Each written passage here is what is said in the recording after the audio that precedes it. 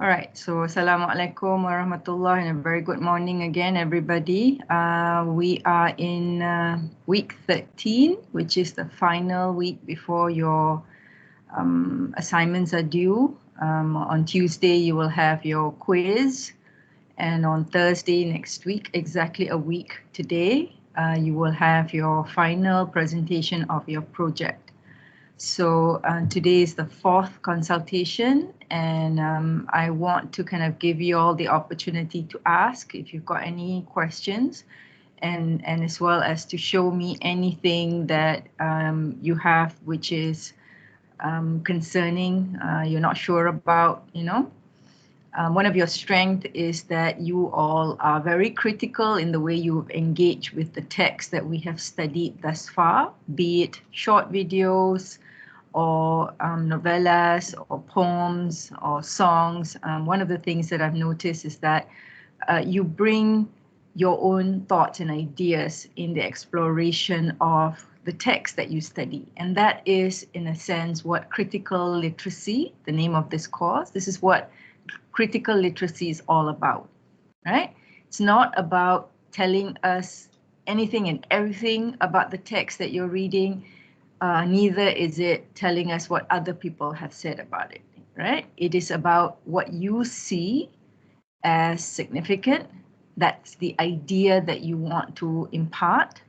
And that idea is the thesis statement, okay? And how you impart that idea is the methodology. Okay, so for today's session, I'm going to keep it open. If you want to show me anything, if you've got stuff you want to ask, please feel free.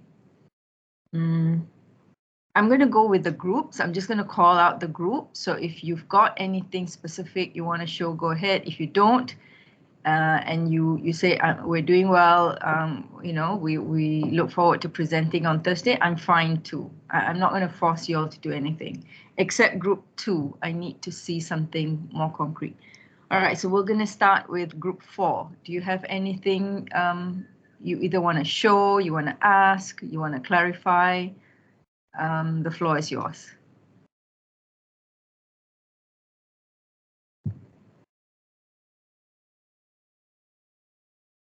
I'll be presenting for group 4. Amiza, go ahead. Go ahead. I'm glad to see you all are taking turns. Group 4 especially, you all are taking turns to present, different people to present during consultation. So well done on that. So we just want to see if we have reached the coherent in our presentation, because since the last presentation we couldn't fully demonstrate the coherency of the elements in a clear and more detailed way. So I want to explain our revised version without hopefully spoiling much about our points for the final product. Looking at both of these factors, we think that the unifying factor of their relationship is the rules of the world of Kami, as it binds them together and it's, at the same time builds a sense of purpose for both of them. So whether to break the rules and leave the world of Kami or to save someone from being enslaved by the rules of the Kami. So this element of the world definitely impacted their personality and emotional growth as an individual. And while studying this feature of the world of Kami, we think that the demanding nature of the spirit has shaped Kamaji to be tough and resilient, which brings us to the next point, which is the tsundere element. These traits are necessary for survival and success in such competitive and difficult environments. And his interactions with Shiro reveal his capacity for connection and support, suggesting that even in a harsh world, relationships and kindness persist. And then we're going to look at the relationship dynamics within them. As we know that the traditional wise old man can be seen as someone um, who's known for knowledge, guidance, and mentorship. But in spirited way, Shiro's relationship with Kamaji is more complex.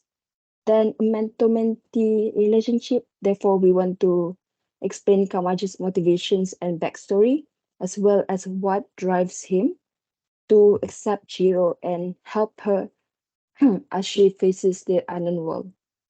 And then, um, moving on to the boiler room, we think that the interaction between these two characters in the boiler room most of the time happen there. So it is a significant place that contributes to the to their relationship. And although the boiler room can be seen as a hot, dirty, and uncomfortable working place for Kamaji, Chiro finds comfort and warmth in that place. It has become a safe place where she can rest and momentarily escape from the pressure that she felt in the bathhouse. And then for the Ocean Railway tickets, we think it's a connected to Kamaji's role in contributing to Chihiro's strength and motivation in the face of spiritual challenges. Because we think that Kamaji saved that ticket for 40 years could be an indication that he wanted to escape, but he couldn't remember himself. So he gave it to Chihiro. And we think it's a significant object because it must have taken him a lot of courage to let go of something valuable for him that could even be an object that could end his suffering in the spiritual world. Mm. So that's our revised version.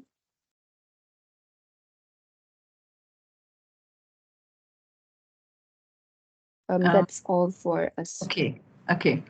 All right, Amiza and friends, I think I like the synopsis of what you have presented in the sense that this is what your presentation will be about.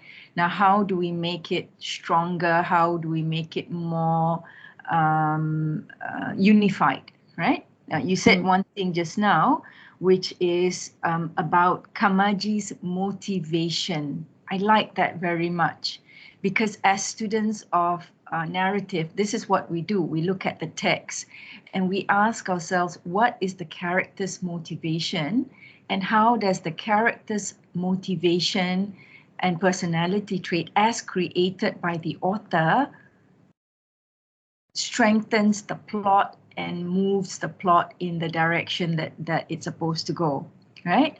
So I want to suggest that the thesis statement be revised just slightly to incorporate the word that you used just now, which is motivation. So the thesis should be, what is the motivation in Kamaji and in Chihiro, or what are the motivations in Kamaji and Chihiro that propels the plot and the story of Chihiro's journey? And how does the world of Kami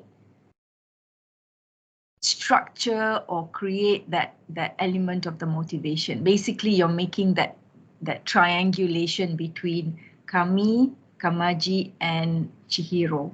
So I like the word of motivation that you used just now. So my suggestion is to use the word motivation in the thesis statement to show that, look, this is what we're doing. We're not looking at the director, we're not looking at the cinematography, we're not looking at mythology, we're not looking at that, but we're stripping it down to the level of the narrative, elements of narrative, and we're looking specifically at characterization, looking at these two characters.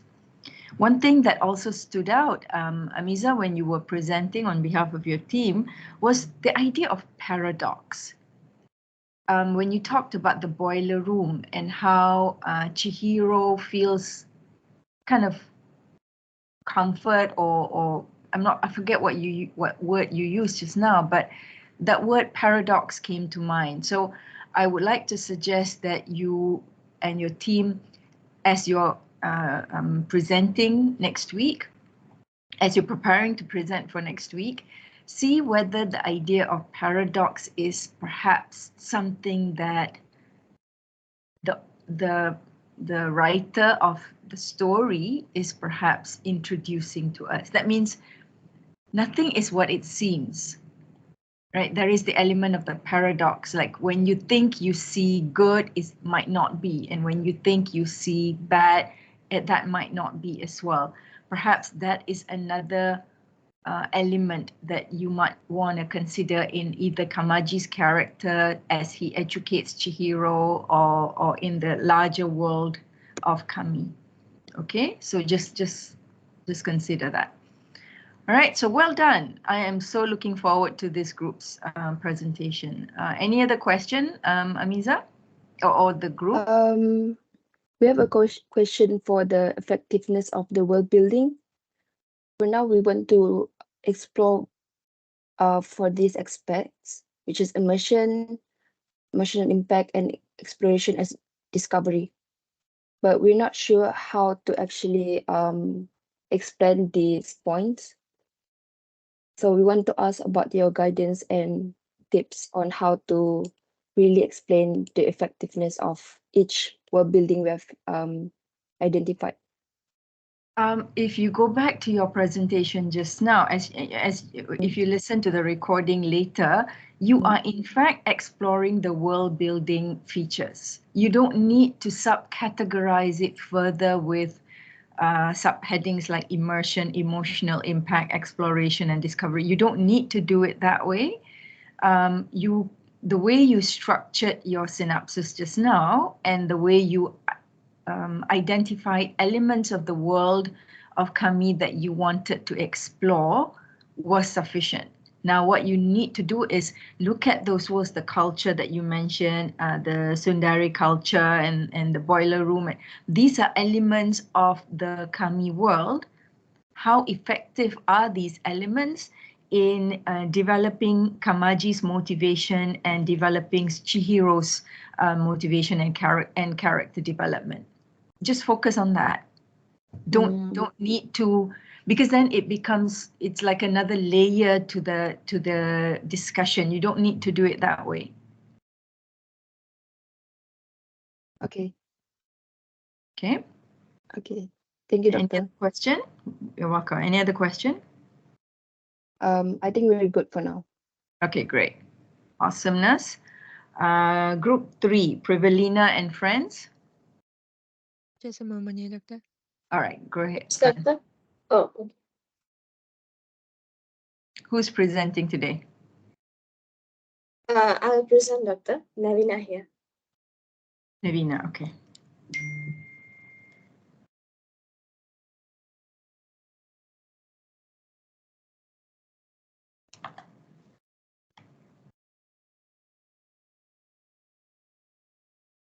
Can you see the screen? Can. Okay. So for our last consultation, we had some problem with our thesis statement. So we came up with different ones and we picked one of it.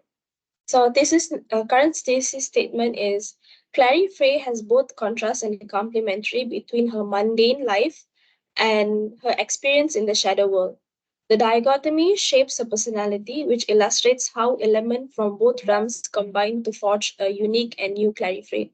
So we picked out about 8 aspects, and then we tried to show the qualities of her in mundane world that eventually becomes a really unique personality or or her strength in the shadow world.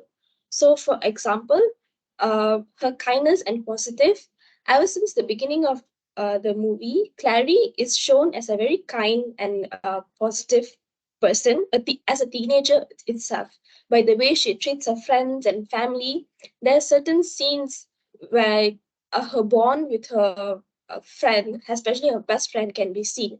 So this kindness and positive attitude helps Clary in the shadow world to connect with the other shadow hunters and to navigate the complexity of the magical realm. I'm not going to go in detail about each point because I want to save it for the presentation. Just going to say the basic things about each point and see if Doctor has anything to comment about it. For the second one, skill set and knowledge. Navina, sorry for my old eyes. Can you make the screen slightly bigger? Oh, sure, sorry.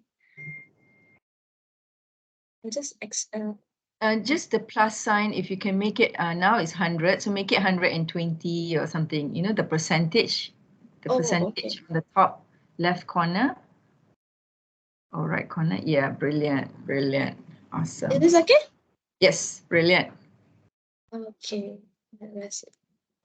Okay, so for the skill set and knowledge in the mundane world, Clary is actually very artistic. This can be seen that where she is really interested in poetry and especially her drawing. She is very artistic in her sense that she likes doodling all this um, how to say doodling all these tattoos and certain symbols. She doesn't do it for in purpose. It just comes naturally within her. So in the shadow world, we can see that the drawing of the tattoo, which is the one that we call rune itself, has a specific purpose. As Privi mentioned earlier, each runes has a purpose and a strength. So her ability to actually possess those skills makes her a very strong and a very talented shadow hunter, actually.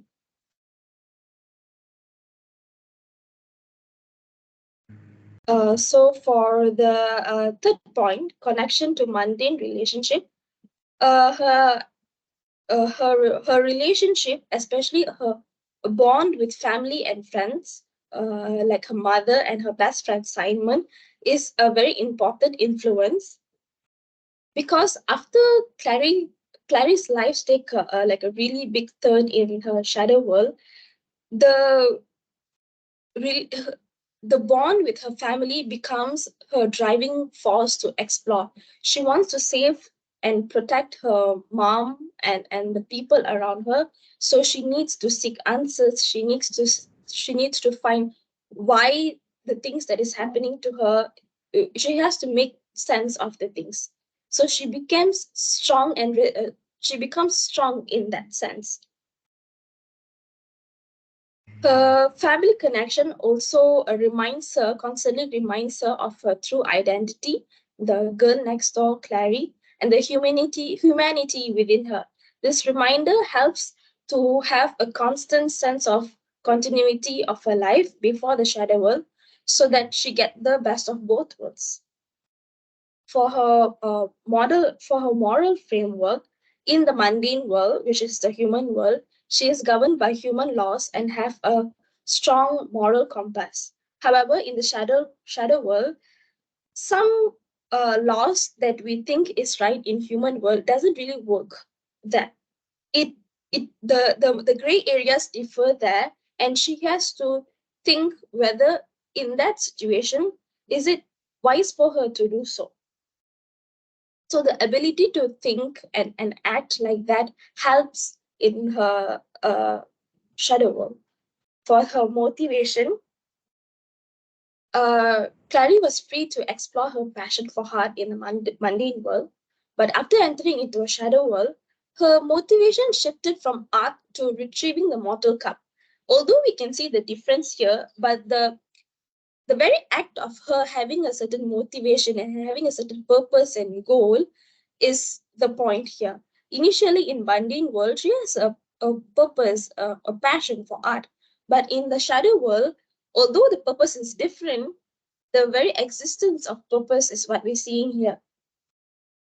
She realizes from within that she belongs in the shadow world, and that itself, the retrieving of the mortal cup itself, becomes her sole purpose after she goes into the shadow world. For the next point, curiosity and open-mindedness. Clary, as a teenager, is a very intriguing, very curious person.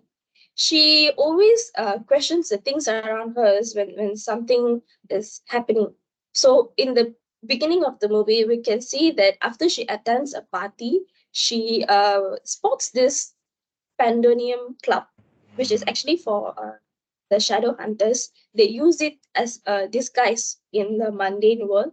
So although her normal human friend is um, he does not get curious about it. He just passes through it. But she gets very curious and actually invites him. She says that, okay, come, let's go to this club. And when she enters that club, she takes note of this certain coordinated behaviors that actually is foreshadowing in the later part of the story. So I'll save it for the details. I'll save it for the presentation. And the point is this open-mindedness and her ability to question and be curious is what helps her in the shadow world to deal with the magical realm and to accept the supernatural experience. Because when we are not curious about it, when we are very just logical and we see in one point of view, when things like this happen, there's all the supernatural elements and magical realms happen, it is very difficult for a person to accept things that are beyond logical.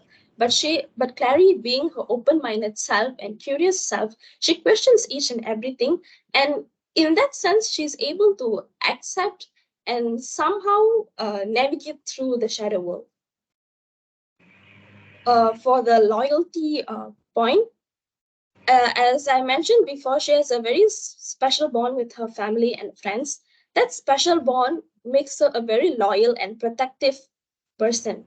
This loyalty in her mundane world as a normal teenager and human becomes a key quality in the shadow world, because in the among the shadow hunters, loyalty is a very important point.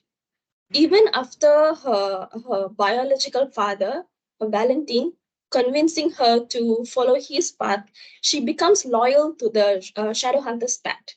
She picks her she picks her side and decides whether that this is where she wants to be.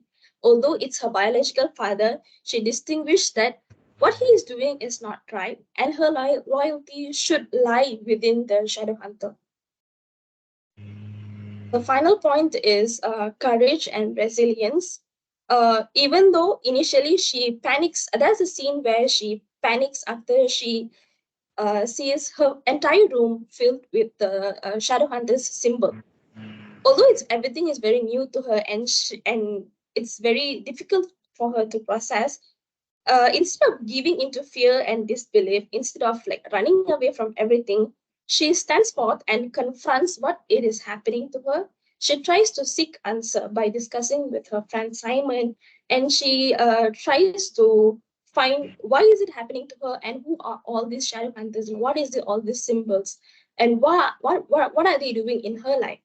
This very act of courage and resilience shapes her as a very strong shadow hunter, especially during the threats involving the supernatural creatures.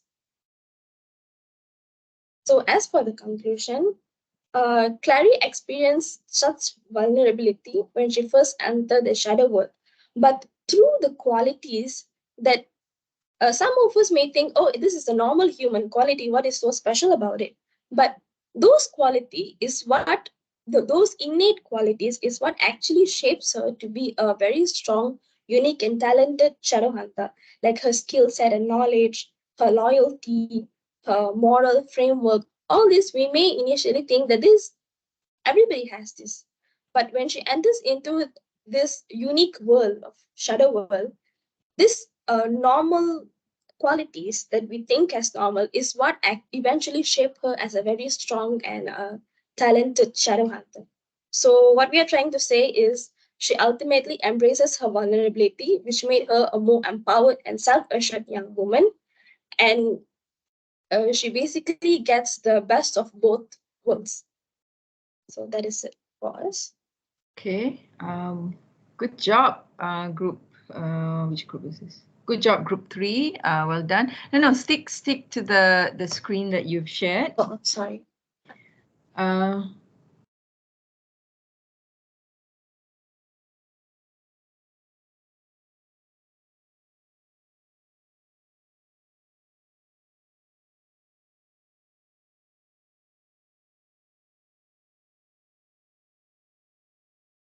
Why am I seeing myself in the screen? Sorry, I think I'll share again. Not sure what's happening.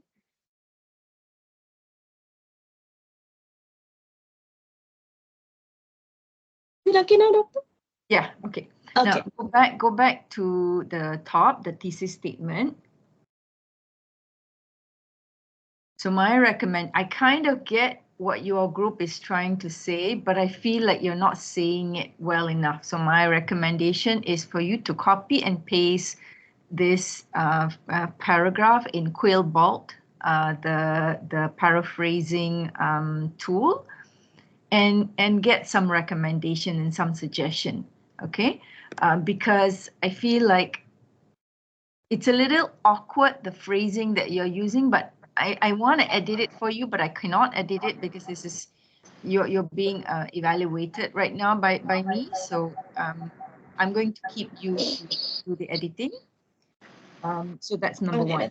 Number two, go to point number 2, I think. Somebody's mic is on. Can you switch off your mics? Okay, number 2, the first sentence. In the mundane world, Clary is merely seen as a girl gifted with a knack for all things artistic. Okay, the word merely. Any reason why you need to put that? Is that something, is that how she is valued in the mundane world? That's not it. Actually, we use this word, Farhin used this word to highlight that the gift for artistic things and basically all these gifts initially in the movie they are not very highlighted. It becomes only highlighted after she gets into the shadow world. So initially we see this as normal. I would use that line. I would say it that way. All right. What you just said just now, I would say it that way because when we put the word merely, there is a kind of value that we are associating with Clary having these gifts in the mundane world, right? So the words that you use, you as a group, the words that you all use helps define the way you see the characters and the way you are analyzing the characters. So be mindful of that. All right. I like the idea of the grounding. I forget where in the analysis. Can you go back down? Yeah. Clary's ties to her mundane relationship act as a grounding influence. I want to see that thesis in that section, that topic sentence rather. I want to see it expanded throughout this presentation for point number 3. What do you mean by grounding? How is she grounded in her character, in her behavior? Remember, we're looking at character development, character traits, character motivation. So how is her mundane relationships grounding her? And what does it mean when she's not grounded by them? Think about the opposite, right? And then can you go down when somebody said something about the drawing?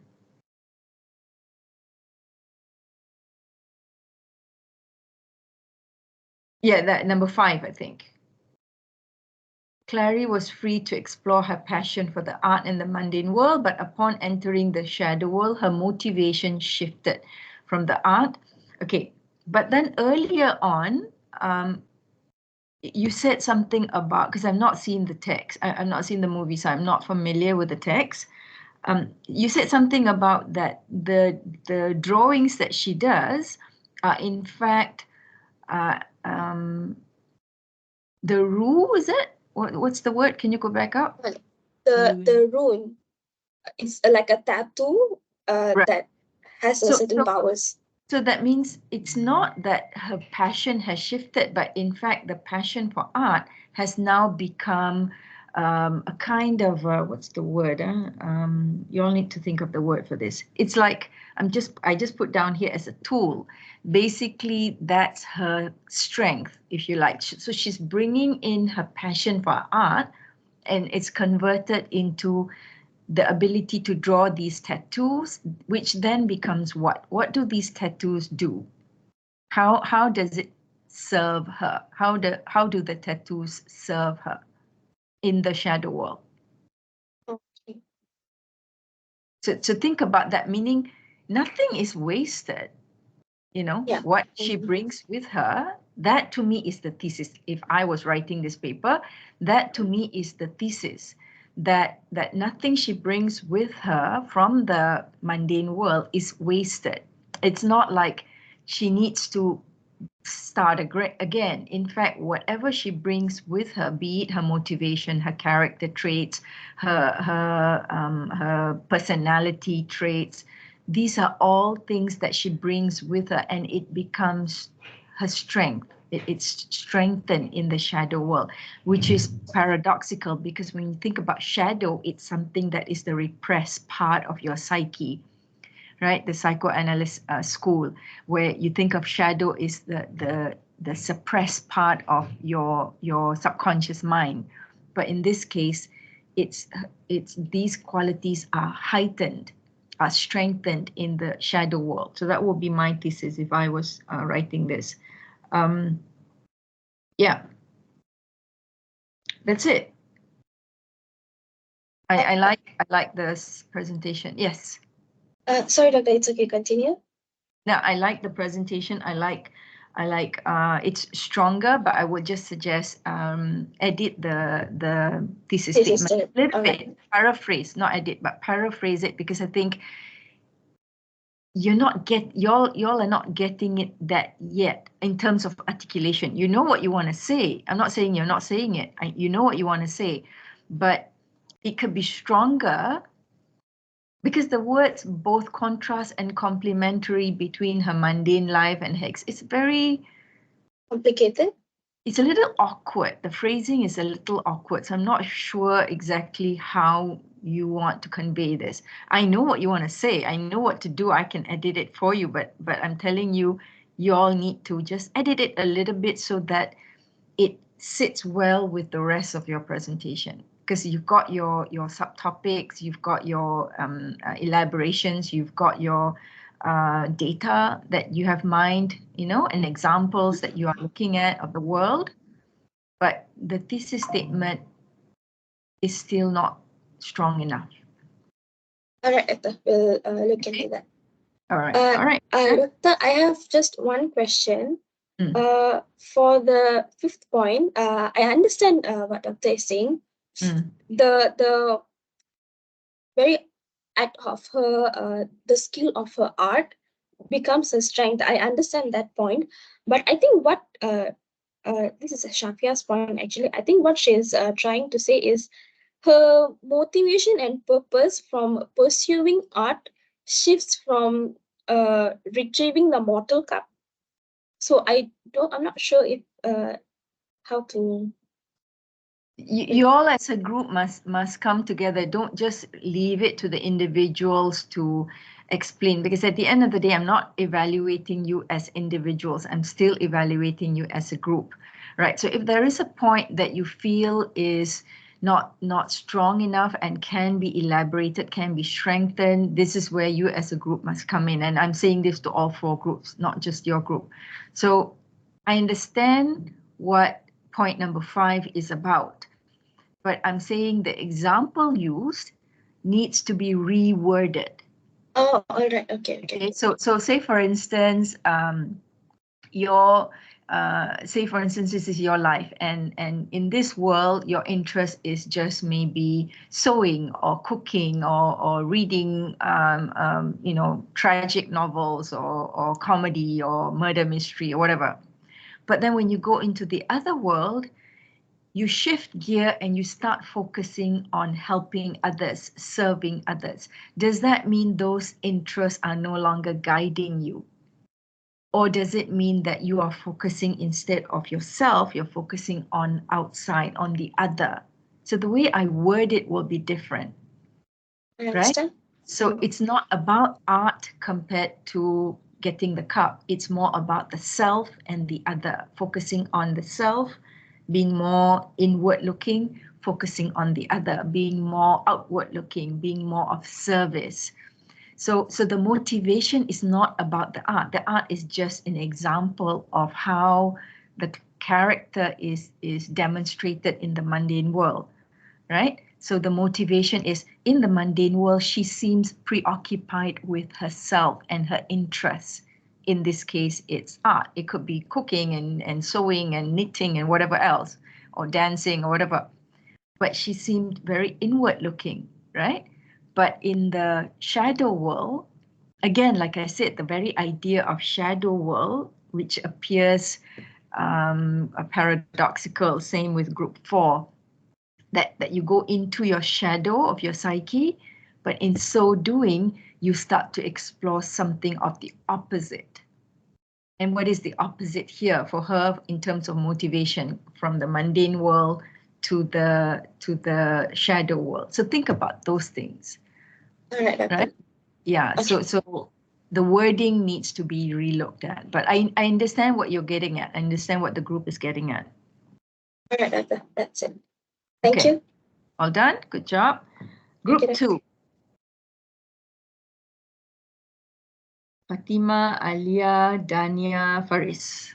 Yes, Anyone doctor. here? Who's gonna, yeah, go ahead. Can you see the screen, doctor? Yes. Okay. So this is the document that we sent to you. This is our title, and then the I only characters. saw it at 7 o'clock this morning, which I did not have time to go through because I was getting ready to come to work. It's okay. So- We will explain it here. Yeah. Next page, Alia. Okay. So firstly, Fatima, make it Yes, slightly bigger for me. Alia, can you zoom in? Yeah, thank Okay. you. Awesome.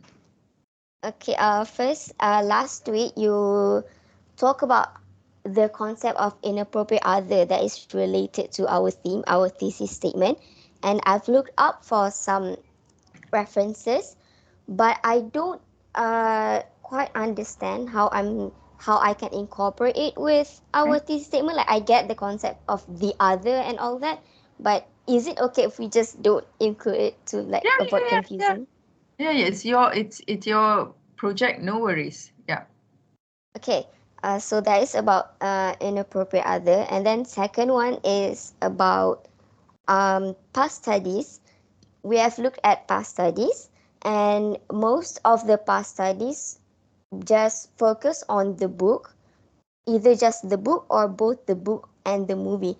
None of the studies have ever talked about the movie itself, and it's the things that other authors have studied before are not related to our presentation. Like, they talk about post memories and gothicization, all that. So it's all right if we don't mention about past studies at all, right?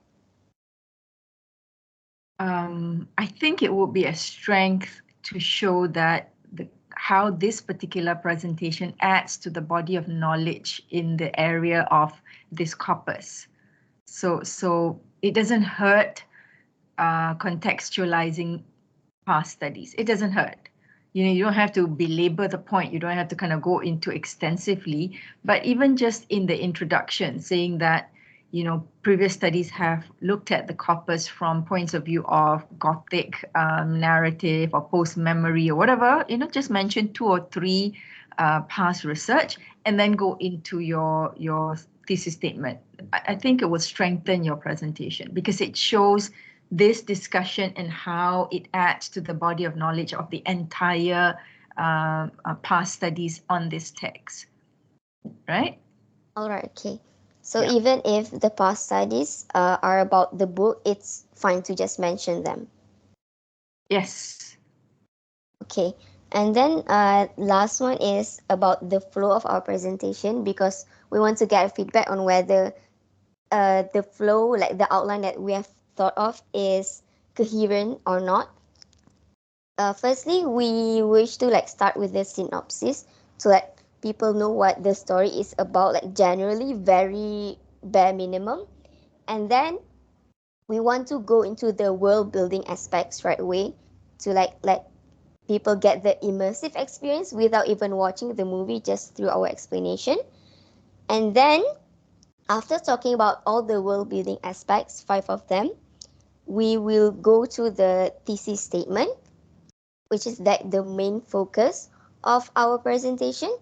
And then, after talking about the thesis statement, which is a theme, sense of belonging and identity, which revolves around Jake, and then we will go into his character development, because that is what the thesis statement is related to.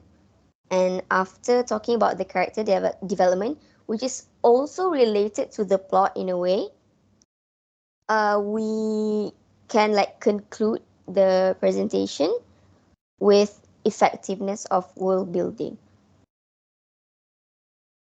Or should we like change things up or add or omit anything? It might make sense to the group, because in terms of structure, you feel like this is the sequence that is best for someone who's not familiar with the story to get into it. They need to know the world building elements first before they go into the character development. I understand the rationale for that, but like I said, this is not a lecture. If this was a lecture, that sequence I think would be really good. But because this is a presentation based on your research of this corpus and based on the thesis that you have developed, you need to make sure that the world building elements is not separated from the thesis statement. That means that whatever your thesis is, it's the world building elements that is part and parcel of the character development. That means the character does not get developed outside this world. The character gets developed inside this world. When you say that Jake discovers his true self around the people with similar traits or experience, that those people with similar traits and experience are in that said world, are not separated from that said world, right? So it makes more sense to describe the world and discuss the discovery of his truth or his authentic self as you go along, rather than you separate the two. So it's like we relate it all together. Yes, unless you want to create a structure that says this is the context and this is how the character is developed in the story and in that context. So you can make some initial mention of the context, right? But if you want to go into the development of the character, you need to do that hand in hand with the effectiveness of that world. You cannot separate the two. So what if we present it like it's from Jake's point of view? Start with the setting, like that's the first thing he discovers, and then meet the peculiars, and then and so on and so on. Like while talking about the setting, the character, the peculiars, and then discovering a whole new social organization, we talk about how he developed his character as well as he discovered this new world. Is that okay? Let me put it this way. Your presentation is not about Jake. It's not about the micro level reading of the text, right? If I use Animal Farm as an example, if you're going to study the world of Animal Farm, your discussion will not be focusing only on, say, for instance, Box's perspective or Molly's perspective or Snowball's perspective and so on. Yours is the author's perspective. You're looking at the meso level, slightly bigger circle, looking at how the author is creating these stories and these character developments, right? And in so doing, the author is bringing in the world where necessary and bringing in elements of this world where necessary in order for that character to grow stronger or to become more defined, right? Which means you don't need to bring everything and anything about that world, only elements that helps address that thesis statement. Okay, I think I kind of understand it now. So the magical characters and all the rest of things, does it help you define the thesis statement? Does it help you address how Jake's character becomes more defined, or Jake comes to understand? So basically what you're saying is, what your group is saying is, Jake becomes more self-aware when he is in the company of others with similar experiences and similar traits. Now, isn't that the truth of life? You know who you are because you are part of you found your tribe. Let's put it that way. The minute you find your tribe, not your ethnic community, not people who believe the same things that you believe, but when you find your tribe, and that can mean people from different shapes and sizes, people from different cultures, from different nationalities, who speak different languages. When you find your tribe, you know who you are. That's the universal truth of life, right? Now, in order to do that, does it matter that you understand the magical beings, the peculiars and the my God, there's a lot of consonants there, rhymes, does it matter all those things? Yes. Right? If it matters, then you need to talk about it not as a separate thing as magical beings, but rather as part of character development for Jake. Right? So, for instance, Jake's engagement with the magical beings in this world helps him define who he is better, and that makes it more effective. This kind of engagement makes Jake's development more defined. I'm just thinking off the top of my head. Again, like I said, I've not read the book or seen the movie. I'm going in the dark, but I'm saying to you, don't separate this. Immerse the discussion, bringing in key elements of the world building features with the thesis statement that you are developing. So the topic statement of each paragraph, if you like, if I wanted to make this into paragraph, after the thesis statement, it must echo the thesis statement rather than take it off to another tangent. Right?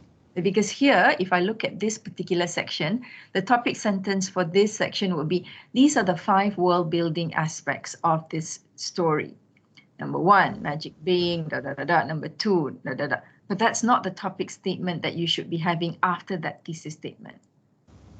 Right? The topic statement should be the 5 key elements of the story that helps Jake discover his true self are: number 1, the magic beings. Number 2, the setting. Do you see the difference?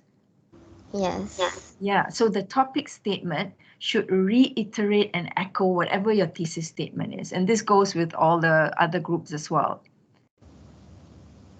So this is the data. You've got the data. Now, how do you sell this data so that it echoes the thesis statement? That's the point. Okay, I think I get it now. Also, there's another thing I want to add. While hearing the other groups present just now, I came up with an idea about the character motivation. But this character motivation happens like even before discovering the peculiar world, because basically Jay gets to know about peculiarity from his grandfather.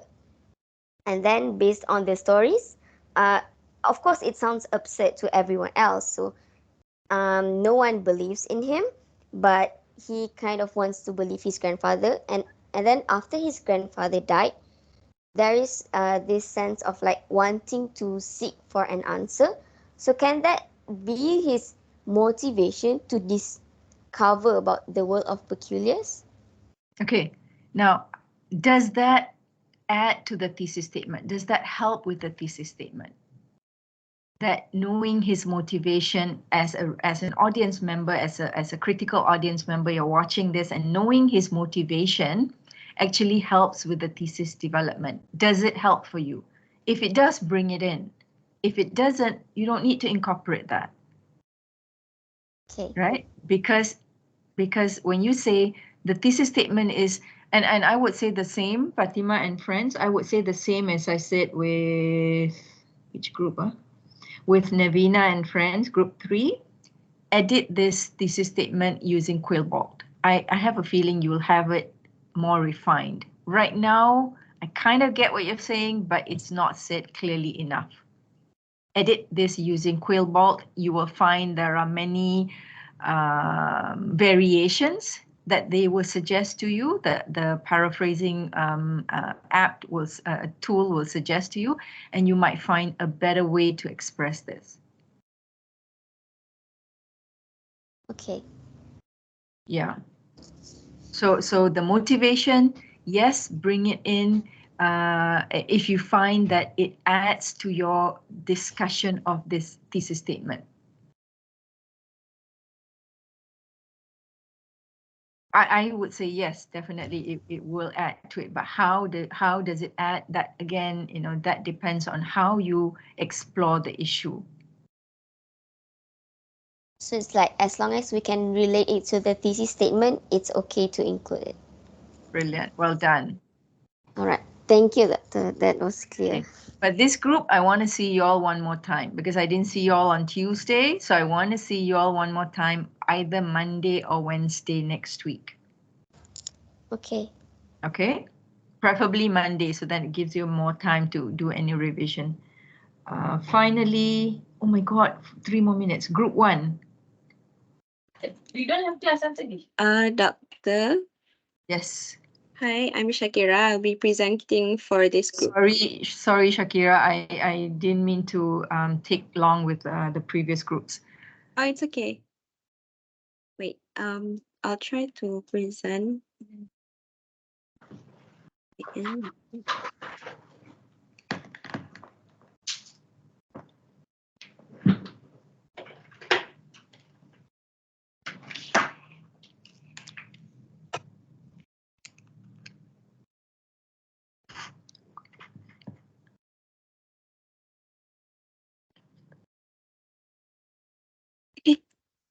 Wait. Sorry. Okay. Okay. Can you see it now? Yes. Okay. So for the introduction, the aim of this project is to is overview of Alice in Wonderland from Lewis Carroll and Tim Burton's version in general. And then as for the literature review, we did some past studies on both the book and the movie. And our main one, our thesis statement, is to compare and contrast of how Burton's reinterpretation manages to capture the classic essence of Carroll's tale while infusing it with modern sensibilities that relate to the self-discovery, social critiques, and also empowerment themes. So these three, just mainly as a guidance for us to compare and contrast between the book and the movie. For the methodology, we use comparative analysis. Sorry for the noise. To examine and contrast key elements in Tim Burton's and Lewis Carroll. And the compare and contrast. The first one is we focus on the characterization. This is where we infuse a self-discovery theme with characterization, if that makes sense. Where self-discovery, the first one, this is actually the opening of self-discovery. Because during our consultation before on Tuesday, you actually suggested us to put our advice as well, put our opinions as well. And this is what we did. Where the main characters of any fantasy movies where self-discovery is highlighted in main characters of any fantasy movies, mainly to align their journey by bringing conflicts, acknowledging one's identity and the potential to resolve any conflicts.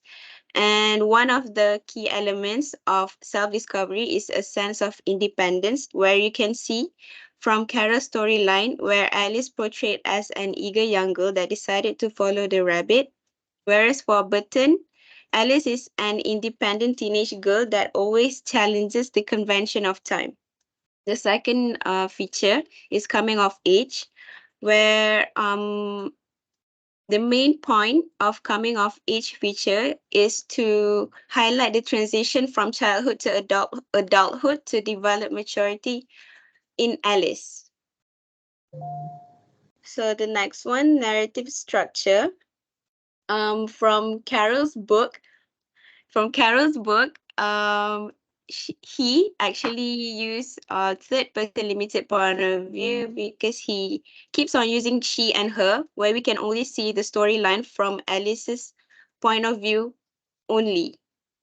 As for Burton, third-person omniscient point of view, because in the movie, you don't only see Alice's point of view, but you can also see the Queen of Hearts point of view, the Red Queen's point of view, Mad Hatter's, etc. And the third one, societal critics. Queen of Hearts, also known as the Red Queen, in the movie, serve as the symbolic representations of authority figures and societal structures, whereas in Carol's version, there isn't a strong sense of centralized authority beyond the Queen of Hearts. However, in Burton's, the act of resistance and rebellion against authority is more pronounced compared to Carol's original work, because in Carol's version, he mainly focuses on the whimsical and fantasy landscape of the story itself, whereas for Burton, he highlights more on the dark side, where you can see how the Red Queen is the Queen of Heart is very cruel towards other creatures in the world. That's it from us. Okay, Shakira and friends. One of the things that I'm not seeing in this presentation right now, largely because you're only summarizing for sure, is the element of the world, right? So, for instance, when you talk about the dark side, when you know you're describing how Burton's revisioning presents certain ideas, I'm assuming in your presentation you will show us the actual elements of the world and what makes it dark, right? What makes Tim Burton's version dark? How does he make the world of Alice in Wonderland darker? You know, what are the elements of Gothic that he brings in, and how does that make the story more quote unquote dark? I'm assuming this is what you will do. Okay, if you can go up, when you say, when you talk about I think the thesis statement is sufficient, it's clear, but when you talk about the elements of characterization, you notice how you have categorized your presentation very much in terms of elements of narrative, which is characterization, and then you've got points of view and societal critique, okay? So you've structured it this way, which is fine, but I'm saying I want to see the elements of the world building as you describe each category, as you talk about self-discovery, the sense of independence, coming of age feature. What are the coming of age feature that Carol's fantastical world differs from Tim Burton's fantastical world? The element of the world that is created in these two stories must be brought into your discussion. Okay, because otherwise it can be any story, and it can be in any world. Coming of age is a Bildungsroman, is a classic young adult trope that's not unique to either Carol or Burton's version, but the way they show it in their story is unique. That's what we want to see. That's why world building is an important discussion here. And I like the your own ideas and your own thoughts when you say, main characters of any fantasy movies mainly have to align their journey by bringing conflicts, acknowledging one's identity and the potential to resolve any conflicts. This is a statement that any protagonist of a good story has to experience. But what makes this particular world that Tim Burton and Lewis Carroll has developed, what makes it unique? How does the element of the world help create the space for the protagonist to discover their sense of self, to discover themselves in this world? So consider how, for instance, Alice is so contrasted with the world that Tim Burton creates in that Wonderland. And because of that contrast, because of the difference, she comes to understand her sense of self better.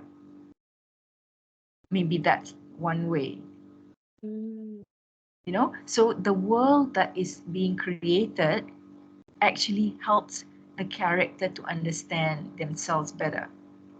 And in understanding themselves, they also understand their sense of dependence, interdependence, and independence from the people around them, and also comes to develop their maturity, hence the coming of age. So I understand the issues that you are highlighting here, but I'm saying to you and the group, do not forget the world.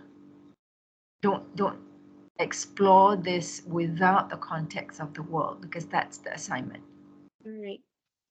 Okay? Okay. All right. Any other question? Anybody else? Sorry, I'm taking an extra 10 minutes. I have a question, Doctor. Go ahead. So everything that we've presented just now is right on track, right? Or is there anything we're You're talking supposed about your to group or everybody else? our group. Yes. And the aspects are there, but it needs to be strengthened to ensure that it answers the assignment given. That it doesn't come across as a lecture. That it's a research-driven presentation. All right. Thank you, Doctor.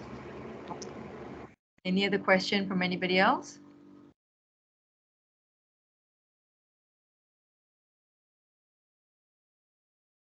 Okay, if there is no other question, we will stop our session here. But just a gentle reminder,